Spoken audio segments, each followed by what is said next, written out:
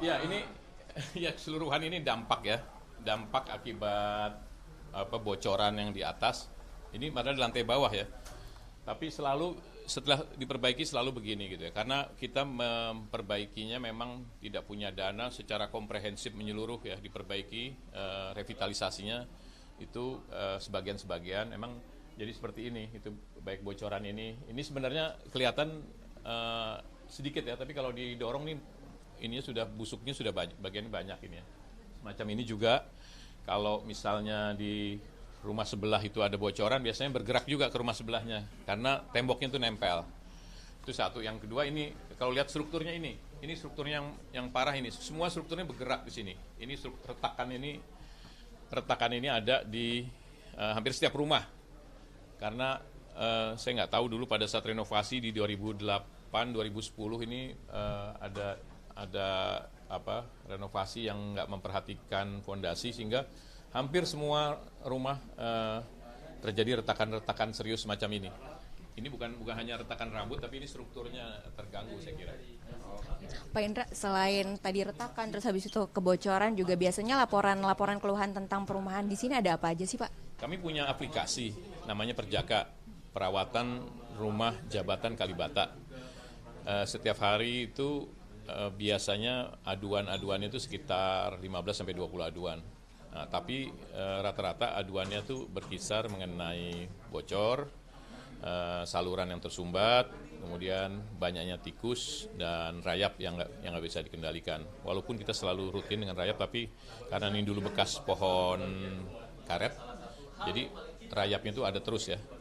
Nah, pada saat musim hujan itu keluhannya bertambah. Di arah sisi selatan ke arah timur itu genangan air ke jalan karena sungainya sudah menyempit, dan juga air yang melimpas ke dalam rumah, tapi nggak tinggi, memang biasanya hanya selutut lah maksimal gitu rata-rata setiap hujan besar gitu ya.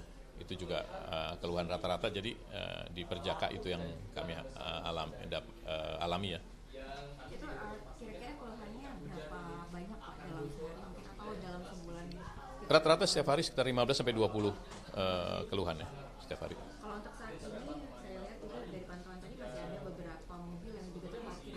Kondisinya apakah sekarang juga masih ada yang memenuhi atau bagaimana? Ya memang ada anggota, masih banyak anggota yang sedang mencari rumah sewa, rumah pengganti, butuh waktu, dan sudah diputuskan di rapat pimpinan diberikan waktu sampai dengan akhir Oktober untuk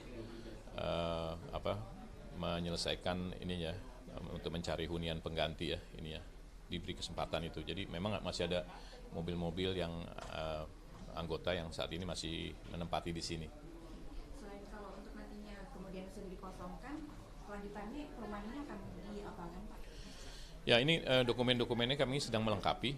Nanti sesegera mungkin kami akan berkoordinasi dengan Kementerian Keuangan, Ditjen Kekayaan Negara dan Sekretariat Negara untuk mendiskusikan mekanisme serah terima ke depan seperti apa aturannya. Karena walaupun ini aset tanahnya tercatat di Kementerian Keuangan, aset atasnya tercatat di Kementerian Sekretariat Negara, tapi juga ada aset-aset dari Sekretariat Jenderal seperti ini ya, tempat tidur, kemudian kredensa, sofa-sofa itu tercatat di aset kami, sehingga itu harus dibuatkan dulu nanti berita acara sejumlah rumah yang ada ya.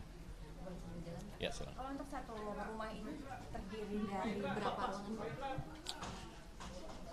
Rata-rata itu kalau 4 kamar dan 1 ruang pembantu ya. 4 kamar dan 1 ruang pembantu. Dan rata-rata juga 2 lantai Pak ya? 2 lantai, memang semua 2 lantai. Kalau untuk luas bangunannya Pak sekitar berapa? Ini 190 ruang 90. Kalau untuk kemudian nanti sudah dihibahkan, berarti maksud sudah tidak ada yang lagi yang boleh menempati di sini, kemudian maka akan diserahkan kembali ke Kementerian. Ya. Kalau untuk rumah yang dalam kondisi seperti ini kira-kira ada berapa Pak dalam untuk di kompleks ini sendiri? 519 ya.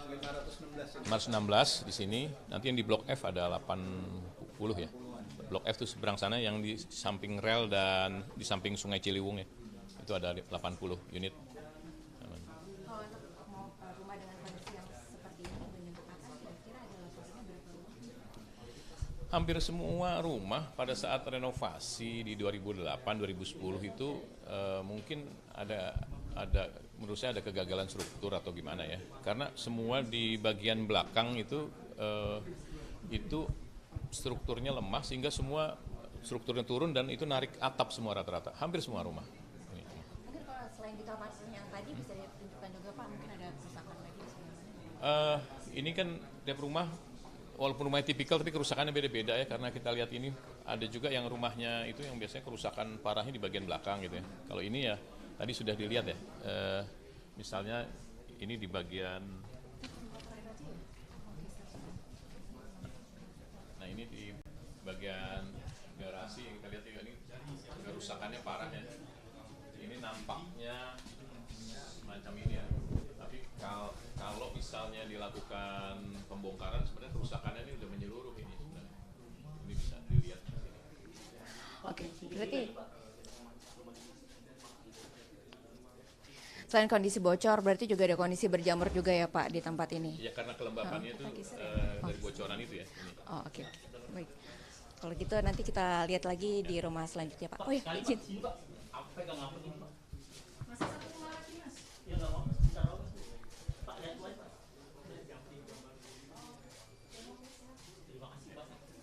Izin menanyakan satu hal lagi Pak, kalau untuk biaya renovasinya sendiri apabila dibandingkan dengan biaya tunjangan yang kisarannya 30-50 juta, apakah memang lebih tidak ekonomis dari yang renovasi? Saya kira renovasi ini bukan nggak bisa renovasi parsial ya, harus atapnya diganti, strukturnya diperbaiki dan itu besar sekali.